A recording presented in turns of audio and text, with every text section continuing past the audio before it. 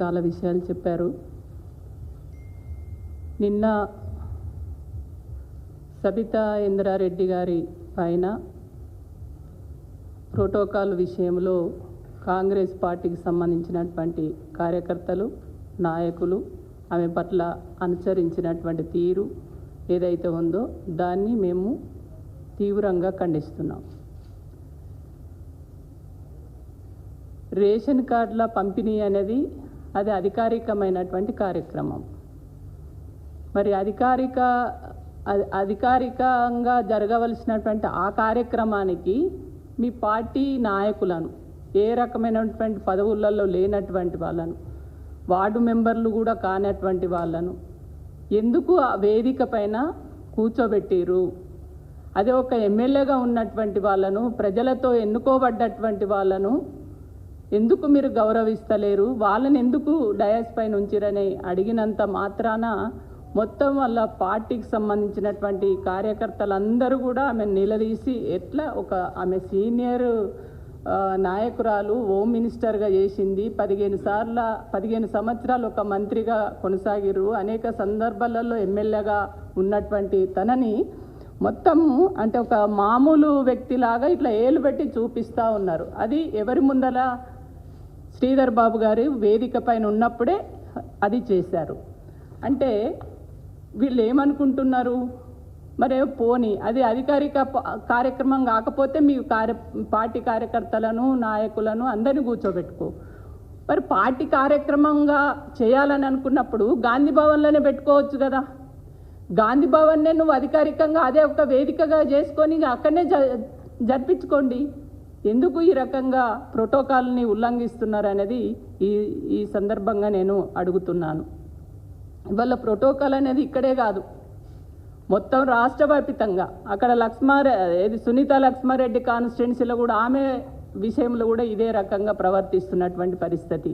అంటే అధికారికంగా ఇవ్వవలసినటువంటి సమాచారం వీళ్ళకి ఇవ్వకపోగా ఇవాళ ఏ పదవులో లేనటువంటి వాళ్ళను, ఏ రకమైనటువంటి అర్హత లేనటువంటి వాళ్ళను, పార్టీ శ్రేణులను, పార్టీ కార్యకర్తలను, పార్టీ నాయకులను వెంటేసుకొని వేదికల పైన కూర్చోబెట్టుకొని అక్కడ స్థానికంగా ఉన్నటువంటి బీఆర్ఎస్ పార్టీ ఎమ్మెల్యేలను, ప్రజలతో ఎన్నుకోబడ్డటువంటి వారిని ఆహ్వానించకుండా అక్కడ ఇవ్వవలసినటువంటి గౌరవం ఇవ్వకుండా అవమానపరిచే పద్ధతి ఏదైతే ఉందో దాన్ని మేము తీవ్రంగా ఖండిస్తున్నాం.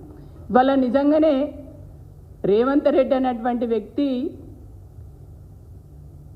ఎట్లా తయారైందంటే నోరు విప్పితే అబద్ధాలు. అంటే బీఆర్ఎస్ పార్టీకి సంబంధించినటువంటి నాయకుల నీడను చూస్తే భయపడుతున్నాడు, వాళ్ళ నీడ చూస్తే భయపడుతున్నాడు, వాళ్ళ పేరు వింటేనే భయపడుతున్నాడు. అంటే బీఆర్ఎస్ పార్టీ అనేది ప్రజల నుంచి వచ్చినటువంటి పార్టీ, ప్రజల కోసం పనిచేసేటువంటి పార్టీ.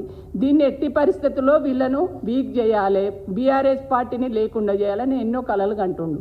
ఆ కలలు కనుక్కుంటూ ఇవాళ ఈ రకమైనటువంటి ప్రజాప్రతినిధులుగా ఉన్నటువంటి వాళ్ళను అనేక సందర్భాలలో అవమానపరుస్తున్నటువంటి పరిస్థితి మనం చూస్తూ ఉన్నాం.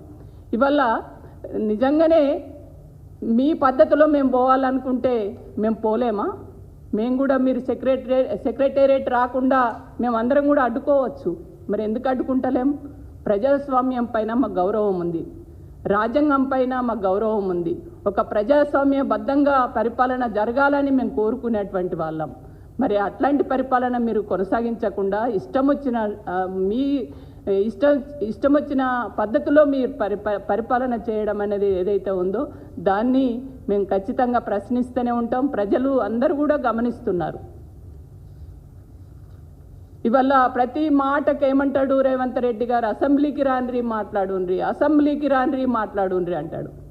మరి అసెంబ్లీలో సబితా ఇంద్రారెడ్డి గారు మాట్లాడుతూ ఉంటే మైకు కట్ చేసి ఆ అసెంబ్లీలో ఏ రకంగా ప్రవర్తించిరో మీరు చూసిరు, మేము చూసినాం, అందరం కూడా చూసినాం కదా.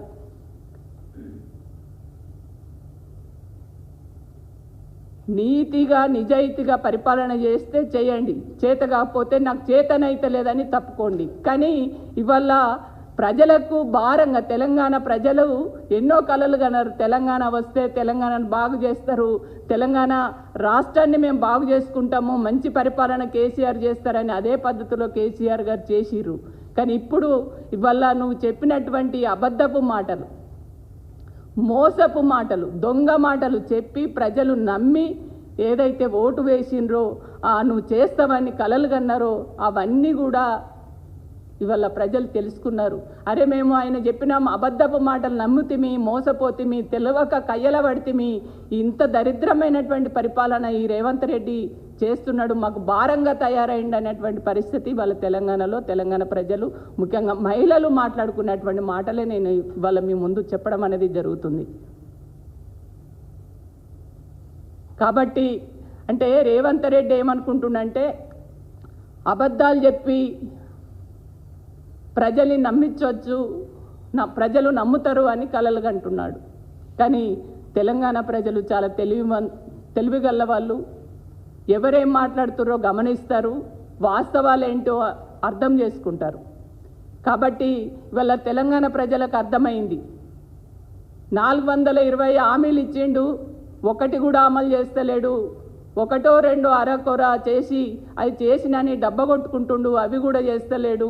ఇవాళ నిజంగా తెలంగాణకు మంచి పరిపాలన చేయాలంటే అది కేసీఆరే అనేది వాళ్ళ ప్రజలకు అర్థమైపోయింది. కాబట్టి రేవంత్ రెడ్డి చేస్తున్నటువంటి ఈ ప్రోటోకాల్ విషయంలో మాత్రం ఇవాళ మేము తీవ్రంగా ఖండిస్తున్నాం. ఎందుకంటే రాష్ట్ర వ్యాప్తంగా కూడా ఎమ్మెల్యేల విషయంలో ఇదే పద్ధతిలో వాళ్ళు అనుసరిస్తున్నారు.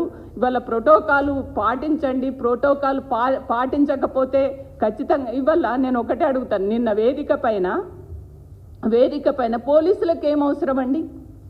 వేదిక పైన డిఎస్పీ పోయి సబితా ఇంద్రారెడ్డి గారిని చేతులు పెట్టి సైగా మీరు వెళ్ళండి ఎందుకు వెళ్తారండి?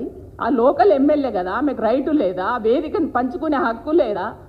అట్లాంటి వ్యక్తిని అంత ఒక ఉన్నతమైన ఒక సీనియర్ నాయకురాలు ఒక హోమ్ మినిస్టర్గా చేసి ఉన్నటువంటి తననే ఆ రకంగా మీరు అవమానపరిస్తే ఇంకా సామాన్యుల పరిస్థితి ఏంది?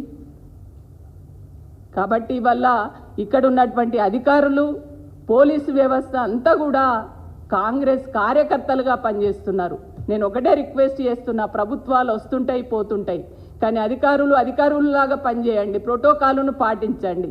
పోలీసులు కూడా మీ శాంతి భద్రతలను కాపాడే డ్యూటీ ఏదైతే ఉంటుందో గది చేయండి. కానీ మీరు ఇష్టానుసారంగా ఏది పడితే అదే ఇవాళ ఇక్కడ ఉన్నటువంటి రేవంత్ రెడ్డి నడిపిస్తున్నట్టుగా నడిస్తే అది కరెక్ట్ కాదు. అది మీరు అర్థం చేసుకోవాలి. రేపు ఇంకో ప్రభుత్వం కూడా వస్తుంది. కాబట్టి ఎవరు వచ్చినా కూడా మీరు ప్రోటోకాల్ను ఫాలో కావాలి, కానీ అధికారాన్ని దుర్వినియోగం చేయొద్దని చెప్పేసి ఈ సందర్భంగా నేను హెచ్చరిస్తున్నాను.